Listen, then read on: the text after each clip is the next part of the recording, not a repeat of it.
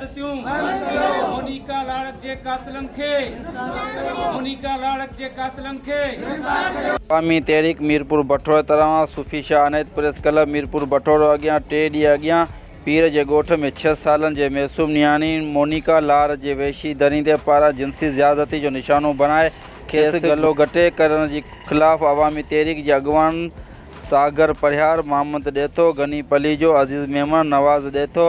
मेरान मला परवेज़ मेमन ऐं मुर्तज़ा परिहार ऐं ॿियनि जी अॻवानी में कातिलनि जी गिरफ़्तारी लाइ नारेबाज़ी करे मुज़ाहिरो कयो वियो। अॻवान घुर कंदे चयो त सॼी सिंध में मासूम ॿारनि ऐं नियाणियुनि खे ज़ोर ज़बरदस्ती शहर में जिनसी हवस जो निशानो बनाए खेनि क़त्ल करण जा वाक़िया ॾींहों ॾींहुं वधंदा वञनि पर पुलिस ऐं ॿिया इदारा खेनि गिरफ़्तार करण लाइ तयारी कोन्हे। हिननि घुर कंदे चयो त मासूम ॿारनि ऐं औरतुनि लाइ हिन धरती ॾींहों ॾींहुं दोज़ख थींदी वञे को बि तहफ़ुज़ न आहे। अवाम में ख़ौफ़ ऐं हिरासत जे माण्हू